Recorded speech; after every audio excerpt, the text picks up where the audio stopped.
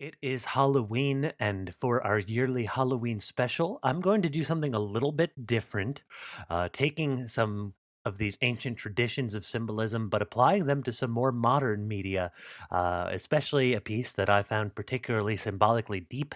That is going to be the new Doctor Strange movie, Doctor Strange in the Multiverse of Madness. Now, don't worry, the normal content that you're used to is still coming, but I thought this would be a great time to experiment a little bit and branch out a bit more while keeping the foundation in these same traditions that have guided the channel up to here. So, that said, let's go ahead and dive in. This is going to be a look at mythological, archetypal religious symbolism throughout Doctor Strange and the Multiverse of Madness. And I think whether you've seen it or not, it will be a very interesting time. So when the film opens, we first see this alternate version of Doctor Strange from another universe. That's something we could think of as a potentiality, another path down which his life could have taken, or maybe in another lifetime.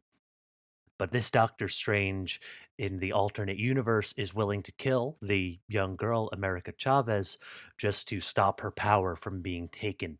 This is someone who values his mission, his purpose, his ways as he's set in his ways, saying it is the only way. Um, Higher than he values human life. And it's no coincidence that this Doctor Strange dies. He becomes a corpse transported into our universe, almost like a testament to why this life doesn't work, why that life comes to an end, why that cannot be the path that our Doctor Strange, the main character of the film, is going to follow. Now, of course, this is revealed to have been a dream that was had by our universe's Doctor Strange. Dreams can be serving as a pathway into the soul, into the greater subconscious mind.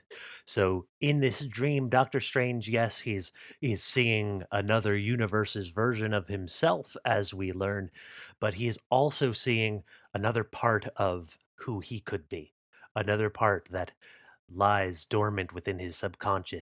So in the next scene, we see Doctor Strange at the wedding of his ex-girlfriend from the previous films.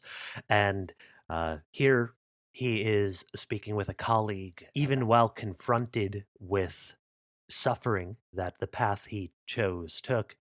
This man is set in his way, that he made the only choice that he possibly had. At this same wedding, we then see Doctor Strange turning water into wine, a clear reference to the first miracle of Jesus Christ at the wedding at Cana.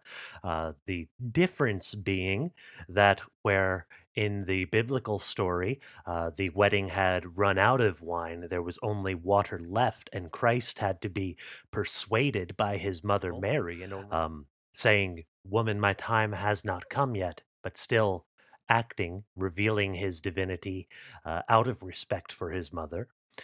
Doctor Strange is doing this to show off. Fine, and there is plenty at this party. You can see a little bit of a messiah complex. So we can see Doctor Strange doing this not because it's needed, but to make himself feel better, to make himself feel more important.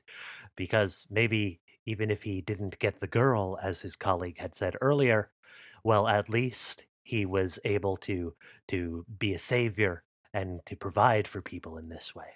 And it seems like his ex, the bride, Christine Palmer, is very much aware of this, as she tells him quite directly, referring to his time as a surgeon. I had to make sacrifices to protect you. Because, Stephen, you have to be the one holding the knife. Now, after the fight, America takes Strange and Wong to see the corpse of the alternate Strange. Here, Doctor Strange is first confronted with this idea, again going to the Jungian sense of dreams, that they're a window into an alternate self, a potentiality, something that exists within us. And Doctor Strange chooses to just bury the corpse of his alternate self, saying that he's buried worse. And he is not embracing it. He is not trying to learn from it. He is just setting this aside. Upon examining the corpse of the other Strange, our Doctor Strange recognizes markings on it as runes. In Marvel, there are two types of magic in that universe: sorcery and witchcraft.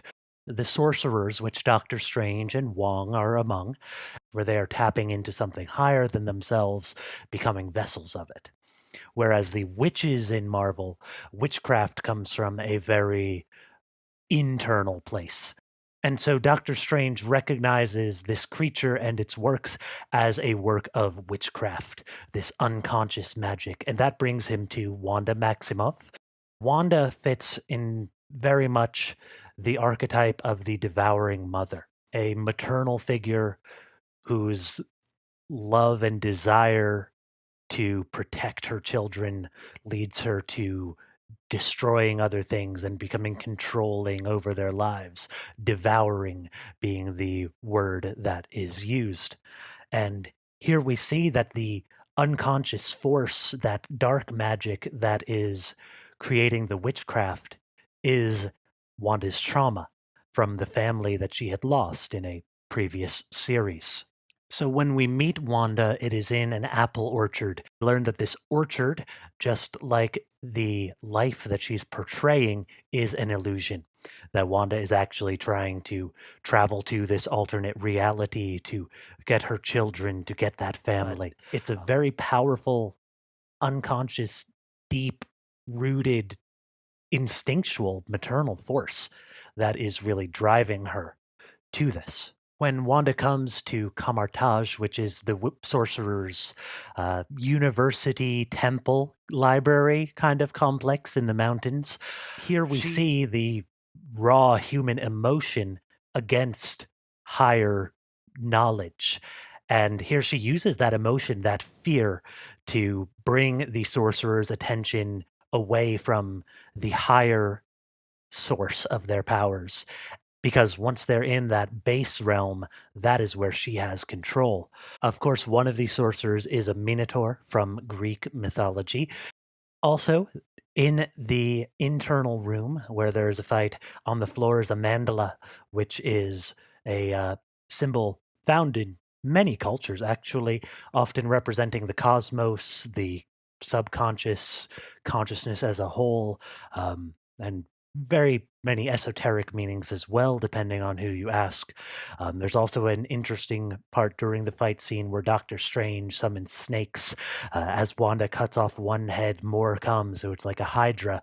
And yet, while the hydra in Greek mythology, coming from one of the labors of Heracles or Hercules, is well known as a malevolent or evil beast, Strange using this force of destruction for good is very reminiscent of a figure like the Hindu god Shiva, who is the lord of destruction, but is not using that destruction for mindless destruction of the good, but to destroy illusions and destroy evil.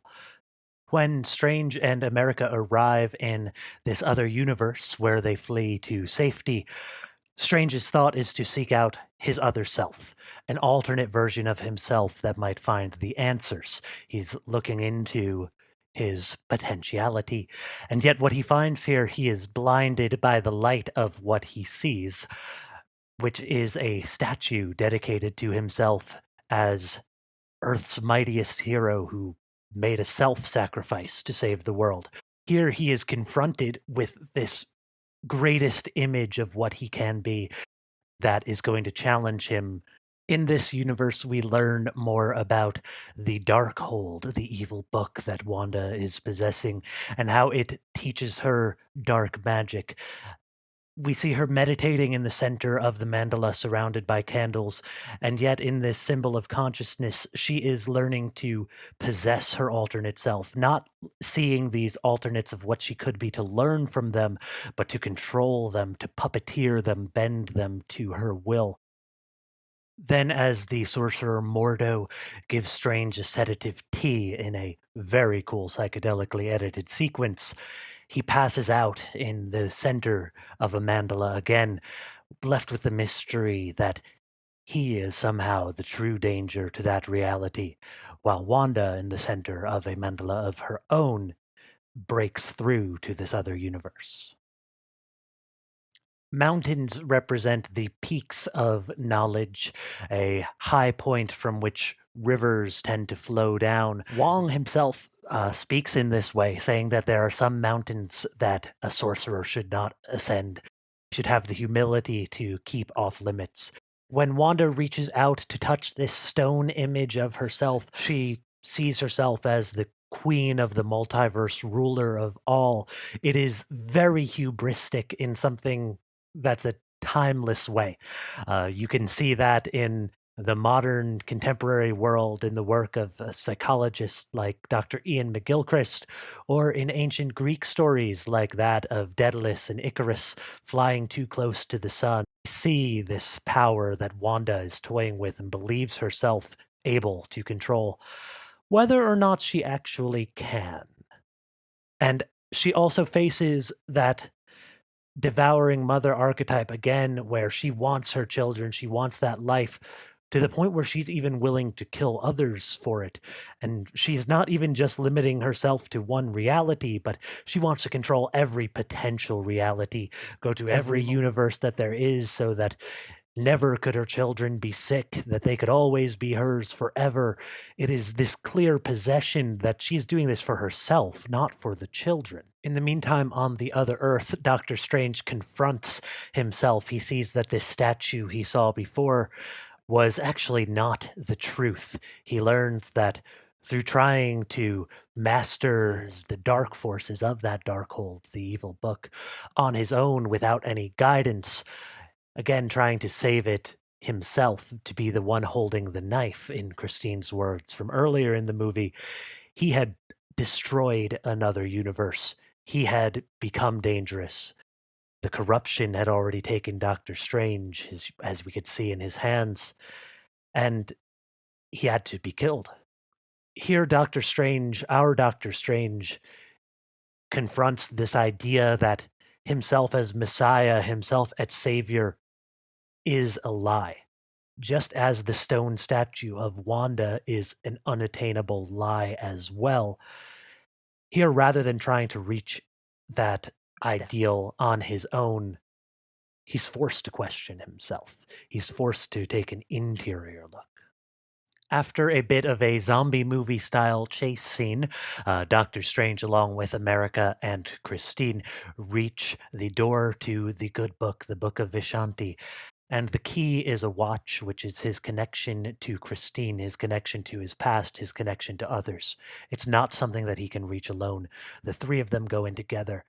The book itself is held up on these pillars that have these sphinx-like angelic figures, almost reminiscent of a tabernacle.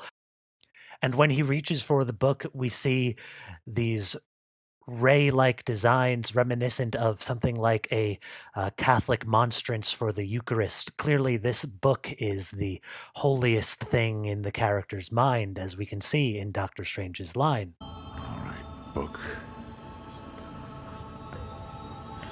Give me what I need. But the book does not give Doctor Strange the answers that he seeks. So now, Doctor Strange, without being able to find the answers written out easily for him, has to confront himself. We see the flood waters, like those of the Great Flood, rising up. Realities have collided. There are no borders, no divisions between things, and there is just a chaos of destruction.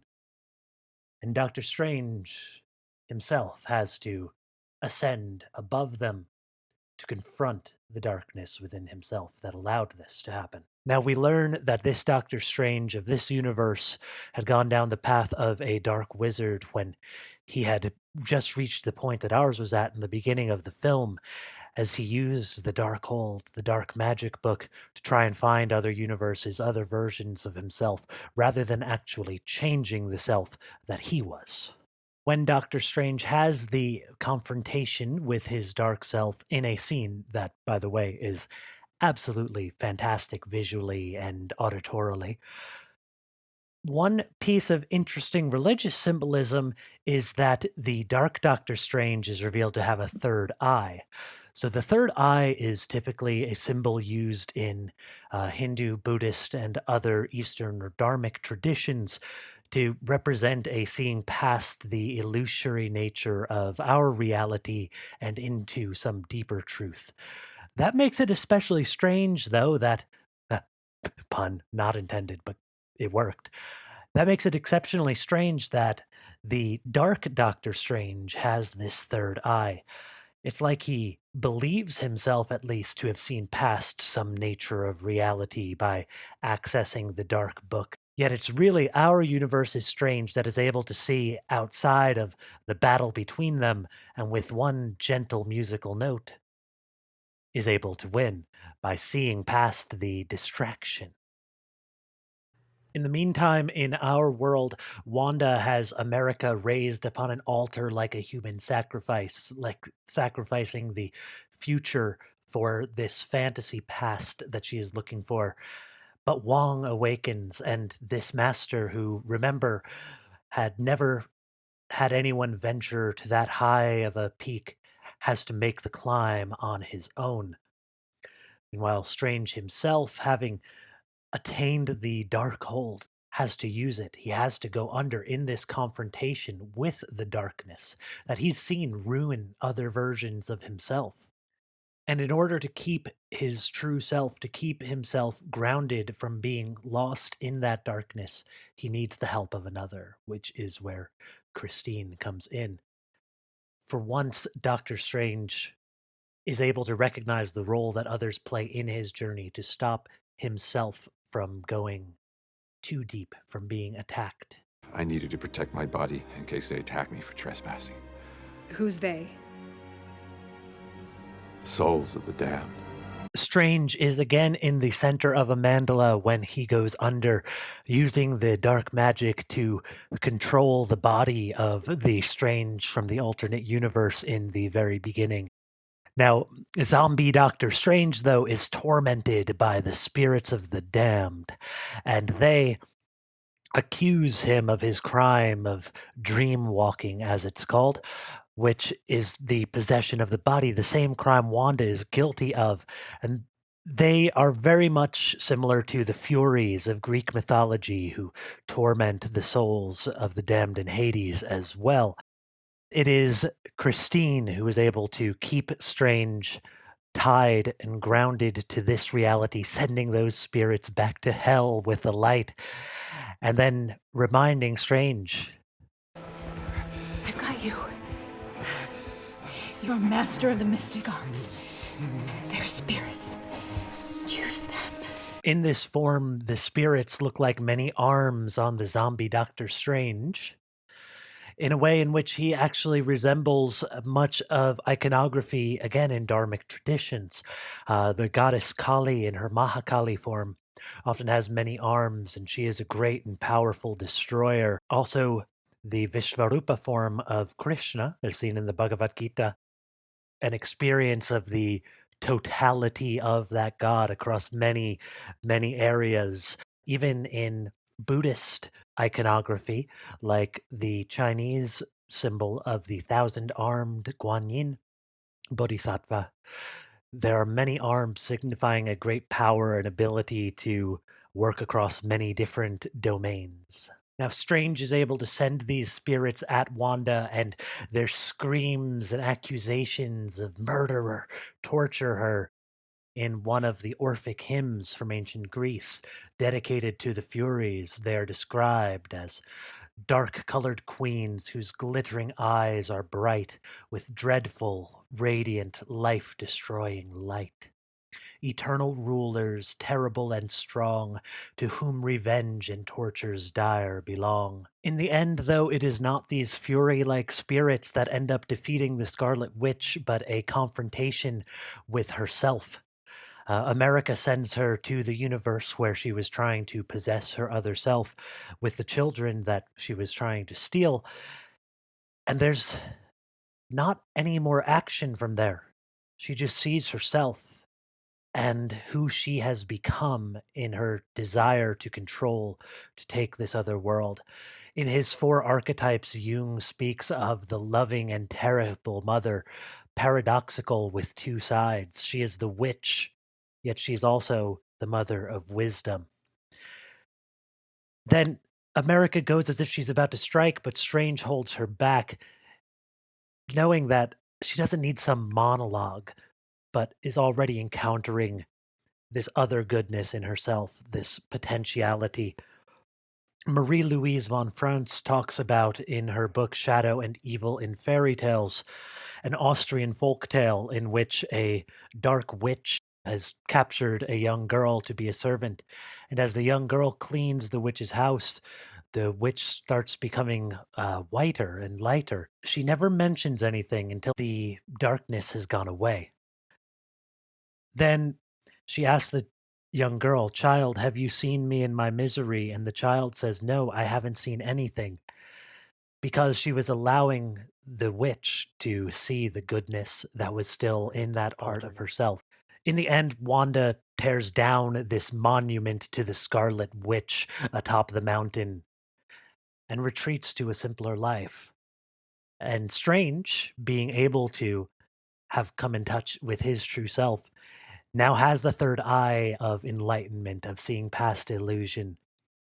And in the end, both of their arcs can really be summarized in a quote again from Carl Jung, that knowing your own darkness is the best method for dealing with the darkness of other people. One does not become enlightened by imagining figures of light, but by making the darkness conscious. The most terrifying thing is to accept oneself completely. Your visions will become clear only when you can look into your own heart. Who looks outside dreams. Who looks inside awakes. So that is Symbolism in Doctor Strange and the Multiverse of Madness. It is very possible that I missed some things, so if you caught something that I didn't, please feel free to leave a comment. It's encouraged. This is a discussion I'm really looking forward to, so I appreciate it.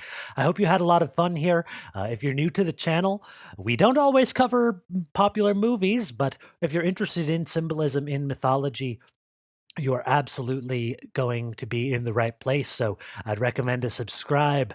If you're a long-time viewer, don't worry, we're not going to be straying too far from the core of the content that is what's made up a lot of this, but just for the occasional little foray into some more modern work that really demonstrates that symbolic instinct is still alive in storytelling today as well.